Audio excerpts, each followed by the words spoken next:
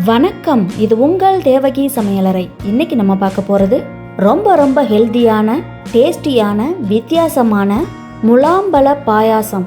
இந்த பழத்தில் நீர்ச்சத்து அதிகமாக இருக்கிறதுனால கோடை காலத்தில் நம்ம உடலில் நீர்ச்சத்து குறையாமல் பார்த்துக்கும். இதில் பீட்டா கரோட்டின் அதிகமாக இருக்கிறதுனால கண் பார்வை மேம்படும், கண்புரை வராமல் தடுக்கும். இந்த பழத்தில் நார்ச்சத்து அதிகமாக இருக்கிறதுனால மலச்சிக்கல் வராமல் பார்த்துக்கும், உடல் எடையை கம்மி பண்ணும். இதில் பொட்டாசியம் அதிகமாக இருக்கிறதுனால இரத்த அழுத்தத்தை கட்டுப்படுத்த உதவும். நோய் எதிர்ப்பு சக்தி, சரும பாதுகாப்பு, இப்படி ஏராளமான நன்மைகள் இருக்கிற இந்த கிர்னி பழத்தை அடிக்கடி நம்ம உணவில் எடுத்துக்கணும். இந்த பழத்துக்கு முலாம்பழம், கிர்னி பழம், மஸ்க்மெலன், இப்படி பல பெயர்கள் உண்டு. எப்பவும் ஒரே மாதிரி ஜூஸே செய்யாமல் இந்த மாதிரி வித்தியாசமாக செஞ்சு கொடுத்தீங்கன்னா பசங்க விரும்பி சாப்பிடுவாங்க. ஒரு மீடியம் சைஸ் முலாம்பழத்தை கட் பண்ணி பாதி பழத்தை சின்ன பீசஸாக கட் பண்ணி எடுத்துக்கலாம். மீதியை மிக்ஸி ஜாரில் சேர்த்து நல்லா ஜூஸாக அடிச்சுக்கலாம்.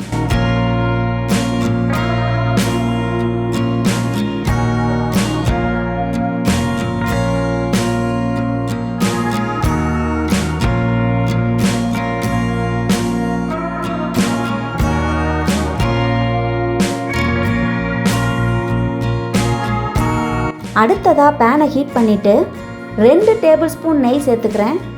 கூடவே முந்திரியை சேர்த்து வறுத்துக்கலாம். முந்திரி ஓரளவுக்கு செவந்ததும் கட் பண்ண முலாம்பழத்தை சேர்த்துடலாம். அடுத்ததாக அரைச்சி வச்ச ஜூஸையும் சேர்த்துக்கிறேன்.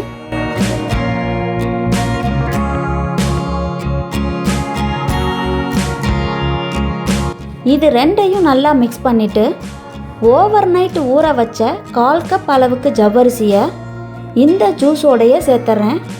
ஜவ்வரிசி ரொம்ப நேரமாக ஊறிடுச்சு, அதனால் இதுக்கு தண்ணி ஊற்றி வேக வைக்க வேண்டிய அவசியம் கிடையாது. இந்த ஜூஸ்லேயே வெந்துடும். இப்போ ஜவ்வரிசி ஓரளவுக்கு வெந்து கண்ணாடி மாதிரி ஆயிடுச்சு. அடுத்ததாக 1 கப் திக்கான பாலை சேர்க்குறேன். பாலை சேர்த்து நல்லா மிக்ஸ் பண்ணதும் 3 டேபிள் ஸ்பூன் சர்க்கரை சேர்க்குறேன். ஏற்கனவே கிர்னி பழத்தில் இனிப்பு சுவை இருக்கிறதுனால சர்க்கரை அதிகமாக தேவைப்படாது. சர்க்கரைக்கு பதிலாக நீங்கள் வெல்லமோ கண்டன்ஸ் மில்கோ சேர்த்து செய்யலாம், அதுவும் ரொம்பவே நல்லாயிருக்கும். சர்க்கரை நல்லா கரைஞ்சதுக்கப்புறம் கொஞ்சமாக டேஸ்ட்டுக்காக உப்பு சேர்க்குறேன். இதில் ஃப்ளேவருக்காக எசன்ஸோ ஏலக்காய் பொடியோ சேர்க்க தேவையில்ல, ஏன்னா கிர்னி பழத்தோட ஃப்ளேவரே ரொம்ப நல்லாயிருக்கும்.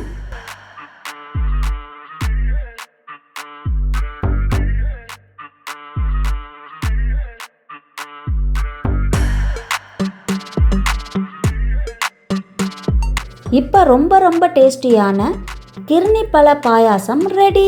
இந்த வீடியோ உங்களுக்கு பிடிச்சிருந்தா லைக் பண்ணுங்கள், ஷேர் பண்ணுங்கள், கமெண்ட் பண்ணுங்கள், சப்ஸ்கிரைப் பண்ணுங்கள்.